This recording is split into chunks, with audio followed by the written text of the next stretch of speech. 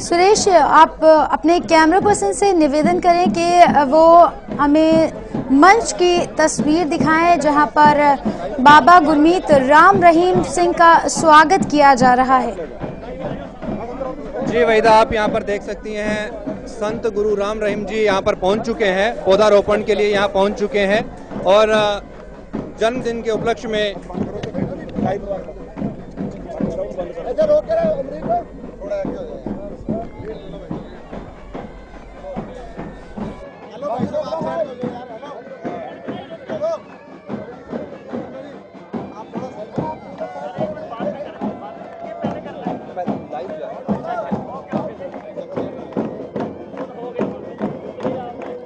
वहीदा, आप देख सकती हैं यहाँ पर पौधारोपण का जो कार्यक्रम है गुरुजी के कर कमलों से शुरू हो गया है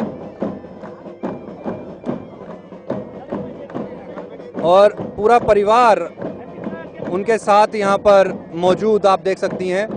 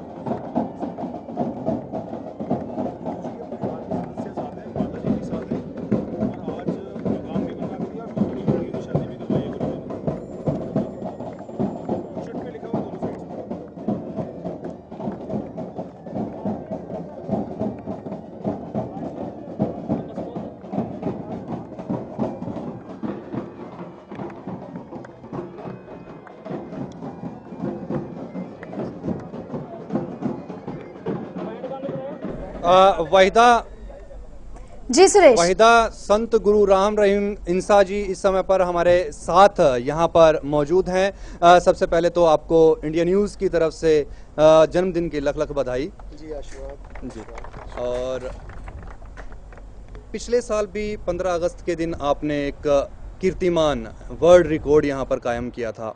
जी जी 68 लाख से भी ज़्यादा आपने पौधारोपण यहाँ पर किए, पूरे देश भर के अंदर वो मुहिम आपने चलाई। जी जी। और आज भी इसी तरह की एक मुहिम को आप चलाने जा रहे हैं। 50 लाख से भी ज़्यादा आप पौधे जो है देश भर के अंदर लगा रहे हैं। जी। और यही नहीं कि आप विश्व तक भी आपने ये पैगाम पहुँचाने की कोशिश की है कि पौधारोपण वहाँ पर भी किया जाए। इसके पीछे क्या वजह, क्या मानते हैं? सबसे बड़ी वजह यही है कि पोल्यूशन बहुत बढ़ रहा है, तो मानवता के लिए बड़ा खतरा है। तरह तरह की बीमारियां पैदा हो रही हैं, परेशानियां बढ़ रही हैं, टेंशनें बढ़ रही हैं, और प्राकृतिक में भी बड़े अजीबोगरीब, कहीं बाढ़ आ रही है, कहीं भूकंप आ रहे हैं। तो हमारे ख्याल से ये प्रकृति से छेड़छाड़ की वजह से हो रहा है। पेड़ पौधे काटे जा रहे हैं, कंक्रीट खड़ी हो रही है। तो हम सबसे हाथ जोड़ के यही विनती करते हैं, गुजारिश करते हैं कि पेड़ पौधे ज़्यादा से ज़्यादा लगाए जाएँ। और इस दिन कोई भी आप फंक्शन मनाना चाहते हैं, खुशी मनाना, तो इस तरह चाहे तो ब्लड डोनेट करके या आंखें दान का फार्म भर के या फिर किसी गरीब की शादी या किसी को शिक्षा देके या फिर पेड़ पौधे लगा के ये मानवता का कार्य करना चाहिए। जी, क्योंकि आपने रक्तदान में भी कीर्तिमान, वर्ल्ड कीर्तिमान जो है वो स्थापित किया है, और 40-47 लाख यूनिट्स, 50 लाख यूनिट तक आप के यहाँ पर जो आपके सेवक हैं वो ब्लड डोनेट करते हैं, और देश के सैनिकों तक वो ब्लड जो है वो पहुँचता है। क्या इसके पीछे और भी आप, जैसे कि आज आपका जन्मदिन है और आपने ये पैगाम भी दिया, कुछ और नया आप करने जा रहे हैं कि जिससे जन कल्याण जो है वो और सुदृढ़ हो सके? एक तो पेड़ पौधे लगाए जा रहे हैं और खूनदान का जैसे आपने बोला वो है ही। बाकी वेश्यावृत्ति के लिए भी पूरा जोर शोर से मुहिम चलाई हुई है कि कोई भी लड़की मजबूर है, कहीं भी वेश्यावृत्ति में लिप्त है, तो हम हाथ जोड़ के कहते हैं कि वो छोड़ के आए, उसे हम अपनी बेटी बनाएंगे और उसकी शादी करेंगे। ऐसी 8 शादियां हम कर चुके हैं। और इसके साथ साथ मैं ये भी जानना चाहता हूँ, क्योंकि आपके चाहने वालों में बहुत ज़्यादा मास जो है वो किसानों की है। जी जी। और किसान किसी भी देश की अर्थव्यवस्था का एक स्तंभ होते हैं। उन किसानों को उस आर्थिक दुर्दशा से, क्योंकि अगर हम पिछले कुछ सालों से देखें तो लगातार जो सुसाइड्स के जो केस सामने आए हैं, चाहे हम महाराष्ट्र की बात करें, पंजाब की बात करें, क्योंकि एग्रीकल्चर के अंदर पंजाब बहुत ही रिच माना जाता है, भारत का सबसे धनी जो राज्य माना जाता है पंजाब को माना जाता है, लेकिन वहाँ भी किसानों ने सुसाइड्स किए हैं क्योंकि उनकी आर्थिक व्यवस्था उस तरीके से नहीं थी। उसको आर्थिक अर्थव्यवस्था से, जिस तरह की उनकी आर्थिक दुर्दशा है, उसको उससे उभारने के लिए कुछ विशेष कार्यक्रम आप आयोजन कर रहे हैं? इसके बारे में तो हम किसानों को ये प्रशिक्षण ही दे रहे हैं कि कम पानी से अच्छी पैदावार कैसे ली जा सकती है, कम खर्चे से आप ज़्यादा पैदावार कैसे ले सकते हैं। जैसे जड़ी बूटियाँ, अभी एलोवेरा हमने यहाँ पानी अच्छा नहीं है या पानी कम है, तो वहाँ पे एलोवेरा की खेती करवानी शुरू की। यहाँ पौध दी जाती है, आसपास के किसान चाहें तो उनको बिल्कुल फ्री में, कहीं से भी कोई चाहे तो बहुत कम लागत में 25 पैसे का पौधा है, जबकि बाहर 2-4 रुपए के हैं। जो लागत है बिल्कुल उसी पे, और लोगों को सिखाया जाता है कैसे हम जड़ी बूटियां लगा के आमदन ज़्यादा होगी, खर्चे नाम मात्र होंगे, तो उससे किसान भी खुशहाल होंगे कि हम लकीर के फ़कीर ना बने। एक ही तरह की खेती करते हैं, पानी भी कम हो रहा है, दिनों दिन पानी का स्तर नीचे जाता जा रहा है। यहाँ धान की खेतियाँ हैं, वहाँ बुरा हाल है। तो थोड़ा खेती में चेंजेस लाए जाएं, और विदेशों में जैसे इजराइल है, तो उनसे भी आगे हमारा देश जा सकता है, बहुत ज़्यादा आगे।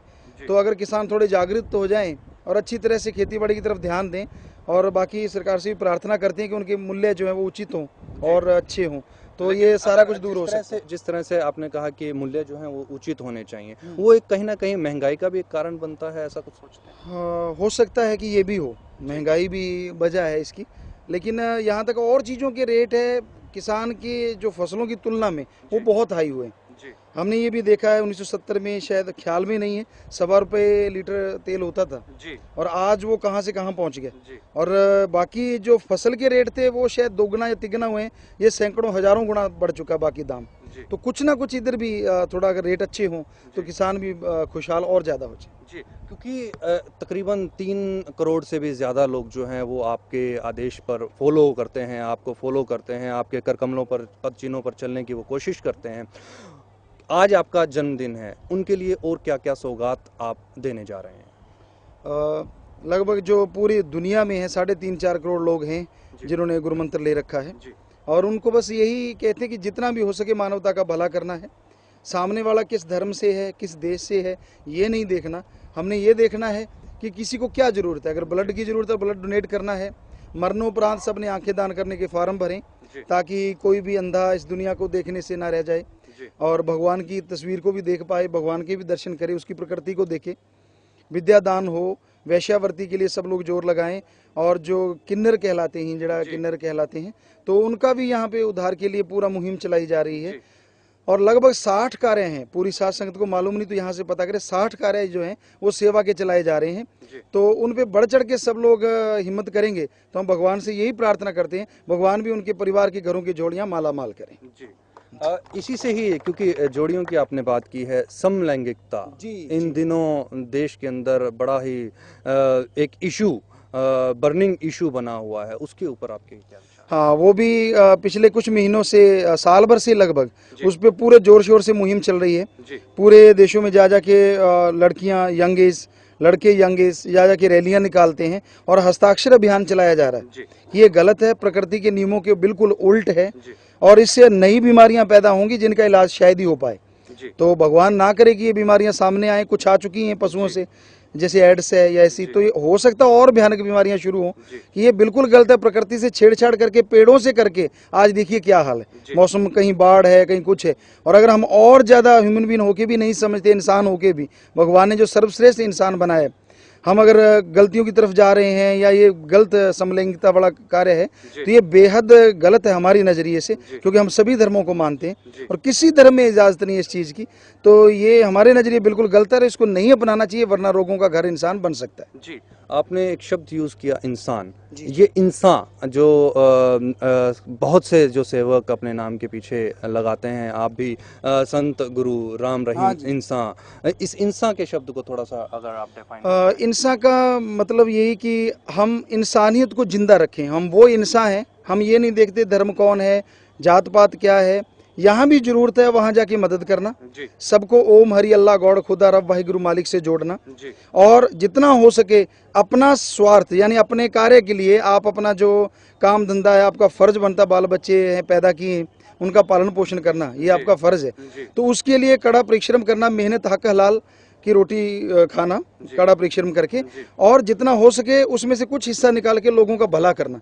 तो जो ये सारे कार्य करेगा, हम मानते हैं कि वो इस कलयुग में भी सच्चा इंसान है। और इंसान का मतलब वो भगवान को मानने वाला है, सबको एक समझने वाला है, और भगवान भी एक है। अल्लाह राम वाहिगुरु गॉड खुदा रब नाम है उसके। जैसे पानी को वाटर, नीर, वाशर, आब, नीलू, नीरू कहते हैं, तो उसके नेम चेंज से कलर या स्वाद का फर्क नहीं पड़ता। उसी तरह से मालिक के लाखों करोड़ों नाम है, पर वो एक ही है। तो ये उस मालिक को एक मानने वाले, सारी उसकी रियाया को अपना बहन भाई सगा मानने वाले जो लोग हैं, और सबको भला करने वाले, सबको एक तरफ ले जाने वाले जो लोग हैं, उनको हम इंसान की उपाधि दी है। जी, वहीदा, यहाँ पर पूरा परिवार भी यहाँ पर हमारे साथ मौजूद है। माता जी, हाँ जी, आपको सबसे पहले तो लख लख बधाई जन्मदिन की। जी, क्योंकि हर एक माँ को गर्व होता है जब उसका बेटा एक मुकाम को छू लेता है। जी, आज संत गुरु राम रहीम जी भी उस मुकाम पर हैं, और ना जाने कितने लोग इनको, अनगिनत लोग इनके आदेश पर और उनके आज्ञा पर पालन करते हैं। कैसा महसूस करते हैं? मैं तो बहुत अच्छा महसूस करती हूँ बेटा जी। मेरा बेटा दुनिया का सुधार कर दिया है, दुनिया सुधर रही है, मेरे को तो बहुत मान है बेटा जी। अपने पुत्र से और आप क्या चाहती हैं, क्या एक्सपेक्ट करती हैं? हाँ बेटा, पुत्र तो थानू पता है, पुत्र तो पुत्र ही होंगे। हाँ, और मैं तो यही है दुनिया वास्ते बेटा भी जिन्नी संगत है सारा मतलब अच्छा काम करना, अच्छा संगत नाल जोड़ना संगत नू नाल, मैं तो ऐसा चाहनी हूँ बेटा। मालिक तो दिया। आज उनका जन्मदिन है, हालांकि माँ का आशीर्वाद हमेशा बच्चे के साथ रहता है। आज जन्मदिन पर आप उनसे क्या चाहती हैं कि वो कुछ ऐसा करें, कुछ ऐसा करें कि पूरी दुनिया जो है वो देखे? हाँ बेटा, मैं तो यही चाहनी है भी मेरा बेटा अच्छे काम करदा, मालिक खुद खुदा मालिक ने दिता मैनू बेटा 18 सालों तो भी मालिक इन्होंने नाल जोड़ी रखे, इन्होंने नाल जुड़िया रहे बेटा, मेरे बेटे की लंबी उम्र होवे। हाँ, इन्होंने नाल बेटा जुड़िया रहे, इसी तरह से वो आगे जो कर्म है वो करते चले जाएं। हाँ, अगे बढ़ाते जान, दुनिया का सुधार करते जान बेटा। मेरी दया माता जी तो यही है जी। क्योंकि आपने इनको बचपन से, यूं कहें कि गोदी से ही आपने तो इनको पाला पोसा बड़ा किया है। कुछ बचपन में शरारत भी करते थे? क्योंकि बचपन जो है, हम भगवान श्री कृष्ण की बात करें, उन्होंने भी बचपन के अंदर काफ़ी शरारतें की हैं, उनका बचपन देखे नहीं बनता। राम की बात करें, वाहे गुरु की बात करें, सबकी, तो बचपन कैसा रहा? बचपन में बेटा फिर तुम पता ही है बहुत, हाँ पर इन्ना नहीं रहे, बहुत तेज रहे बेटा जी सारियां जिमें छोटे जैसी जी कोई अच्छा ही काम करते सी, ऐसा नहीं करते सी माड़ा भी, कोई खेडण च भी अच्छे ही रहंदे, जिमें कोई खुद खुदा ही हुंदे बेटा, जी। नराले ही सी बेटा, किसी के साथ नहीं रहते। जी कोई एक ऐसी शरारत जो आपको बार बार याद आती हो? हाँ बार बार हाँ हाँ हाँ भुल जानी बेटा जा, हाँ बेटा घ्यो खांदे सी, घी खांदे सी, अच्छा, ਉਹ ਤਾਂ ਮੈਨੂੰ ਹਾਂ ਮੱਖਣ ਖਾਂਦੇ ਸੀ, ਮੈਨੂੰ ਬਹੁਤ ਮਹਿਸੂਸ ਹੁੰਦਾ ਵੀ ਬਾਹਲਾ ਖਾ ਕੇ ਮੇਰਾ ਬੇਟਾ ਕਿਤੇ ਢਿੱਲਾ ਨਾ ਹੋ ਜੇ। ਹੋਰ ਬੇਟਾ यानी आप भी मक्खन चोर रहे हैं जी बिल्कुल।